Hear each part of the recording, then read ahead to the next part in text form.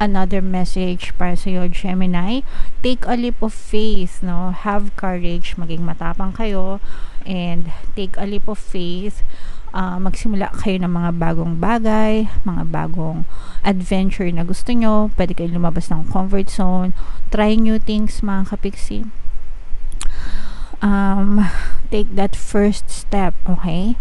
Para sa direksyon, papunta dun sa direksyon ng mga bagay na gusto nyo. Kasi kung hindi kayo magsisimula,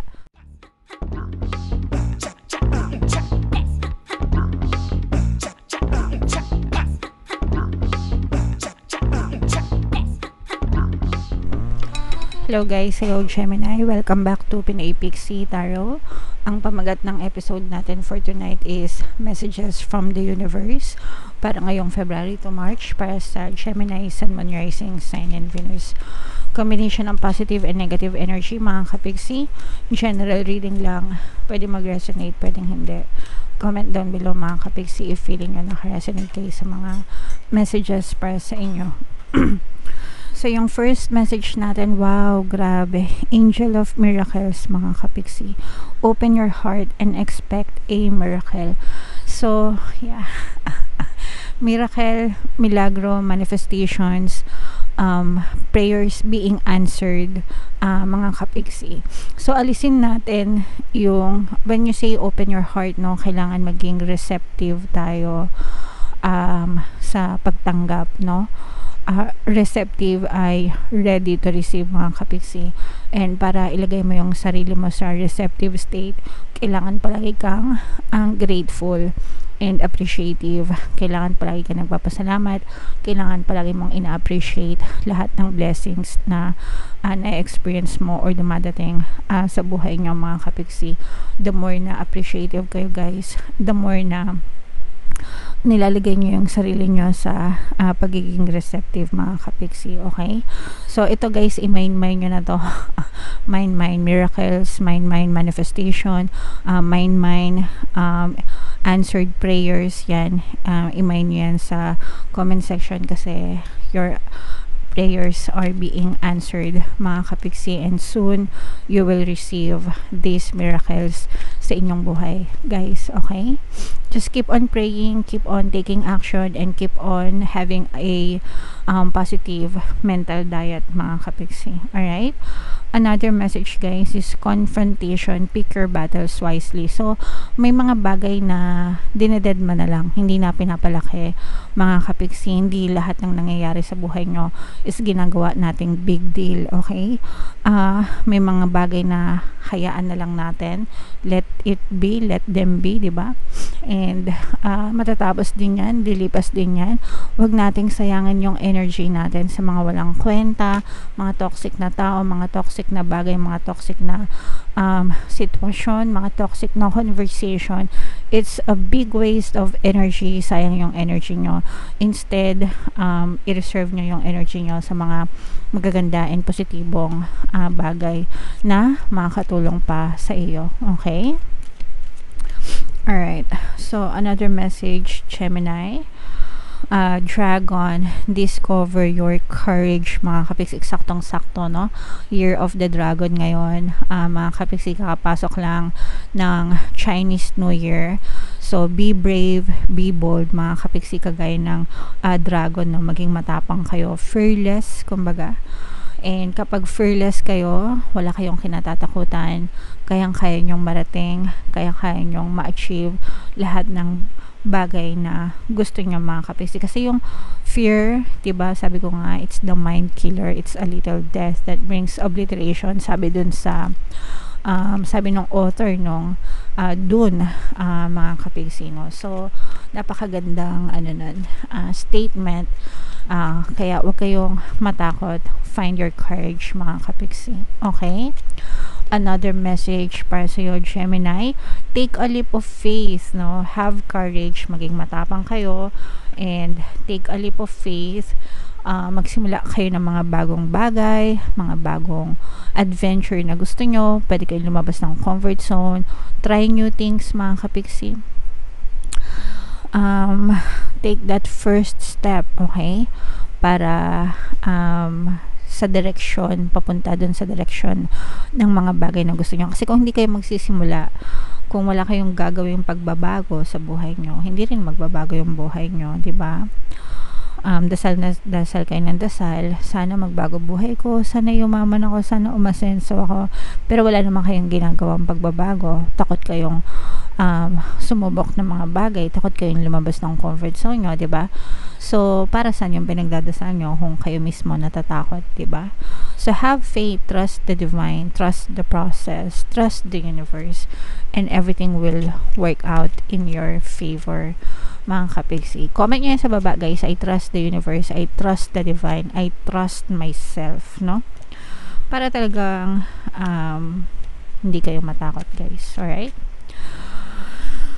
Another message, Gemini, children, and this will not resonate with all, mga kapigsi, pero pagka may mga bata sa bahay nyo, sa buhay nyo, mga anak nyo, pamangkin nyo, mga inaanak nyo, mga nakababatang kapatid, mga kapitbahay nyo, mga bata, ganyan, mga close nyo.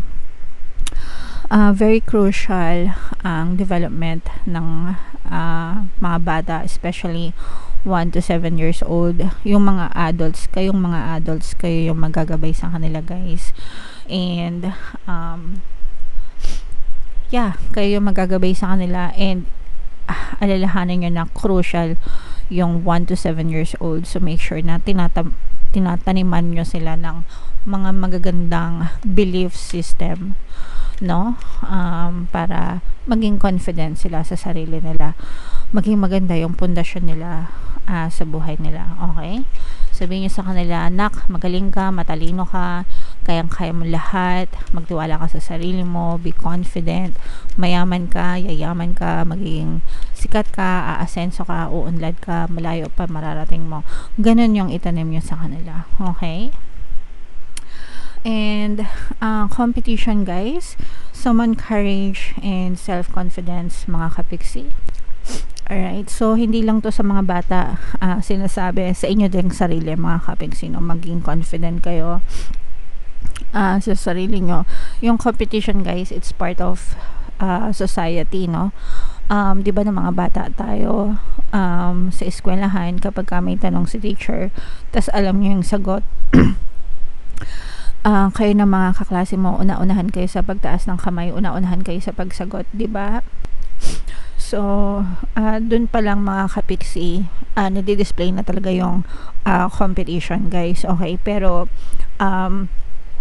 pagdating sa competition, always focus on your self, mga kapiksi. Huwag nyong hihilahin pababa yung ibang tao para magmukhang magaling ka. Ang importante is galingan mo yung sarili mo, become a better version of yourself. Galingan mo yung performance mo, kung ikaw ay may negosyo, galingan mo yung mga benta mo, yung mga produkto mo, yung serbisyo mo, ganyan. Para maging better ka, hindi yung hihilahin mong pababa yung ibang tao, kasi masama yun, mga kapiksi. Okay? Alright, pasensya na kayo sa boses ko, guys. Sumasabit na mamaos na minsan. Anyway, yan yung mga messages para sa inyo, mga kapiksi. Shuffle natin to, guys. Tingnan natin yung another message para sa inyo. Habang shuffle natin to, panoorin nyo muna yung video natin regarding sa ating paano mag-manifest ng abundance video course. Kapiksi, sawa ka na ba sa mga struggles at hirap sa buhay mo? Masipag ka ba at masikap sa buhay ngunit hindi ka pa rin umaasenso? Ilang beses ka na bang nag-attempt magnegosyo at mag-invest pero palagi ka pa rin nalulugi? Sa pagkakataon na ito ay maaaring may subconscious beliefs ka na nagiging balakid sa iyong pag-unlad at pagyaman. Introducing, paano mag-manifest ng abundance video course.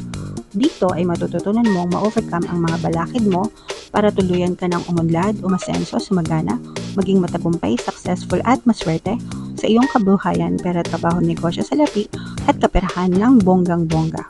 Dali, mag-send na ng email sa pinoypixitaro@gmail.com at simulan na ang iyong pagyaman ngayon. Alright, so sabay-sabay tayo magpayaman, mga kapiksi, ngayon 2024. Mag-avail na kayo ng course, guys, kasi sobrang ganda talaga niyan. And good news, mga kapiksi, dahil ngayong February, magbibigay ako ng 200 pesos na discount sa lahat na mag-avail ng course until February 29 guys. Kaya mag-avail na kayo. Meron din tayong email coaching, manifest your desires using the law of attraction. If meron kayo mga specific na gusto nyong i-manifest guys, pwedeng love and relationship, pwedeng money or career, pwede kayo magpabook ng email coaching session with me. Mag-send lang kayo guys ng email sa pinoypixietarot@gmail.com. So, freedom, wow, horse, freedom, yan ang message para sa inyo. Basahin muna natin guys, no? Your heart is pure and free.